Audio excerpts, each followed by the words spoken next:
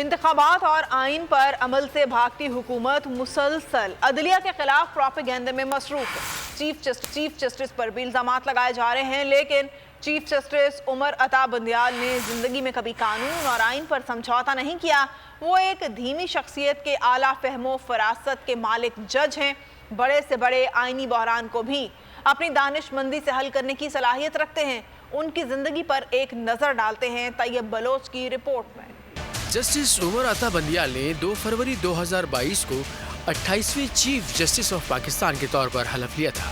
Justice Umar Ata Bandial نے ملکی تاریخ کے اہم ترین کیسز سنے، اسپیکر کی رولنگ کا معاملہ ہو یا پھر پنجاب کے وزیر اعلیٰ کے انتخاب کا کیس ہو۔ انہوں نے کسی قسم کا دباؤ لینے کے بجائے آئین کے مطابق فیصلے کیے۔ جب عوام اور الیکشن سے خوفزدہ حکمرانوں نے پنجاب اور خیبر پختونخوا میں آئین کو روندنا شروع کیا تو چیف جسٹس نے از خود نوٹس لے لیا۔ جواب میں حکمرانوں نے دلائل دینے کے بجائے عدلیہ کی کردار کشی کی مہم شروع کر دی، جس کے جواب میں چیف جسٹس نے فقط اتنا ہی کہا کہ میں نے آئین پاکستان کی پاسداری کا حلف لے رکھا ہے۔ جب آئین پاکستان نے ہماری دہلیز پر دستک دی ہے تو ہم آنکھیں بند نہیں کر سکتی۔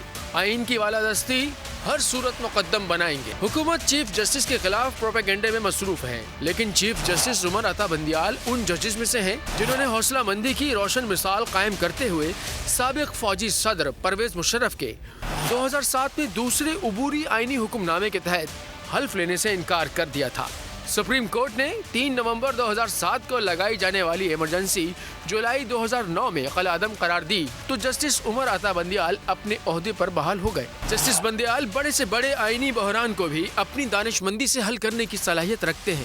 کمرشل کیسز کے ایکسپرٹ جسٹس عمر عطا بندیال 17 ستمبر 1958 کو لاہور میں پیدا ہوئے۔ انہوں نے ابتدائی تعلیم کوہاٹ، پشاور، راولپنڈی اور لاہور کی درسگاہوں سے حاصل کی۔ امریکہ کی کولمبیا یونیورسٹی سے اکنامکس میں گریجویشن کے بعد انہوں نے برطانیہ کی کیمبرج یونیورسٹی سے قانون کی ڈگری حاصل کی، جبکہ لندن کے مشہور لنکنز ان سے بیرسٹر ایٹ لا کیا۔ جسٹس عمر عطا بندیال 1 سال 8 ماہ تک چیف جسٹس آف پاکستان کی حیثیت سے فرائض منصبی ادا کرتے رہیں گے۔ وہ 16 ستمبر 2023 کو ریٹائرڈ ہو جائیں گے۔